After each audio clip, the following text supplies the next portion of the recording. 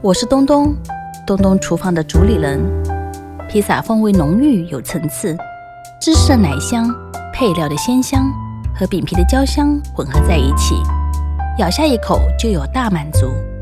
今天我们就来教大家做一道家庭版的腊肠虾仁披萨。首先来发面，在高筋面粉中加入酵母、白糖、盐、橄榄油，分次倒入温水，和成光滑面团。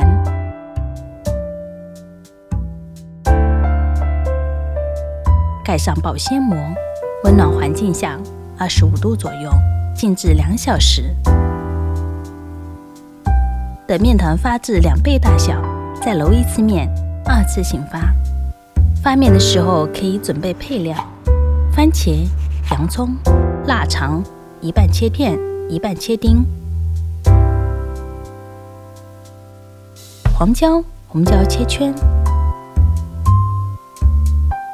胡萝卜切丝；虾仁焯水后备用。接下来熬披萨酱汁，黄油融化，加入洋葱末煸炒出香味，再加入腊肠丁、番茄碎、披萨香料末、番茄沙司，熬成特制的烤酱。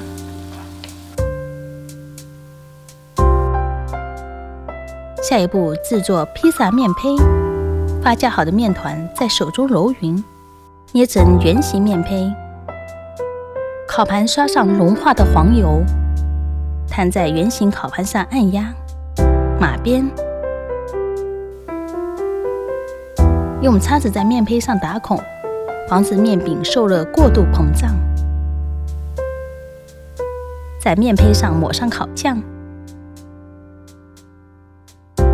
撒上洋葱圈，码上腊肠、虾仁、红椒圈、黄椒圈、番茄片，撒上胡萝卜丝，放上罗勒叶，撒一层马苏里拉奶酪。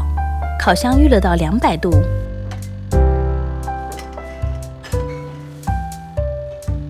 烤10分钟，风味浓郁的披萨就做好了。出炉之后要尽快趁热吃。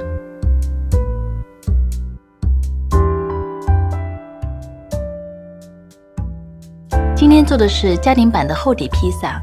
披萨配料我们可以根据个人的口味增加培根、口蘑或者鸡胸肉。将面胚铺入烤盘的过程中，我们用手指从中间向四周挤压，挤出多余的空气，这样面饼在加热的过程中就不会有气泡。叉子在面皮上扎孔，就是为了在加热过程中不会让披萨过度膨胀。我这次使用的是家用的小烤箱，预热温度在200度左右。烤箱不同，大家预热的温度、受热程度会不一样。大家在使用烤箱的时候，可以密切关注一下烤箱内的动态，及时暂停一下，前后翻一下面，使受热更均匀。